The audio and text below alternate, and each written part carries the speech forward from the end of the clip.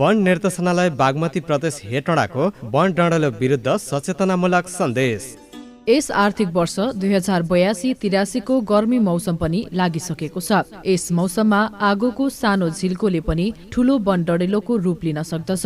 तपाई हाम्रो सानो लापरवाहीले वन, वनस्पति र वन्यजन्तु एवं जनधनको क्षति भई ठूलो विपत्ति निम्तन सक्दछ। सुक्खा हावा र हुरी बतासले यसलाई झन बढाउँछ।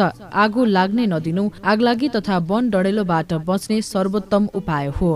वन डढेलोका कारणहरू: बिडी चुरोट खाएर ननिवाई वनमा फाल्नाले, नयाँ घाँस उमार्नको लागि आगो लगाउनाले, खोरिया फडानीबाट आएका झ्यासमिस बाल्नाले, रातमा राको बालेर लापरवाहीले हिँड्नाले, गोठालो तथा केटाकेटीहरूले मनोरञ्जनको लागि वनमा आगो बाल्नाले, वन नजिकका खेतबारीमा झारपात डढाउँदा आगो बाल्ने र ननिभाउने गर्नाले, गोल पोलेर आगो ननिभाई छाड्नाले र वनभोज गरी आगो ननिभाई हिँड्नाले।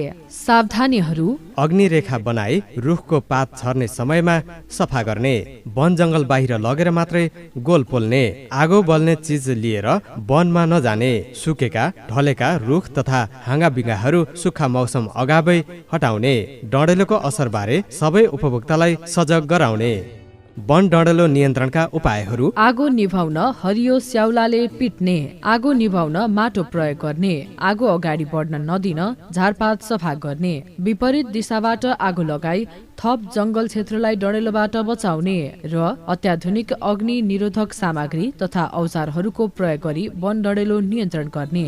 यदि कोही कसैले वनमा आगो लगाएमा वन ऐन 2076 को दफा 50 को उपदफा 4 बमोजिम दफा 49 को खण्ड क अन्तर्गत राष्ट्रिय वनमा आगो लगाउने वा आगलागी हुन जाने कुनै कार्य गरेमा कसुर गर्नेलाई क्षति भएको बिगो असुल गरी 3 वर्षसम्म कैद वा 60,000 रुपैयाँसम्म जरिवाना वा दुवै सजाय हुनेछ।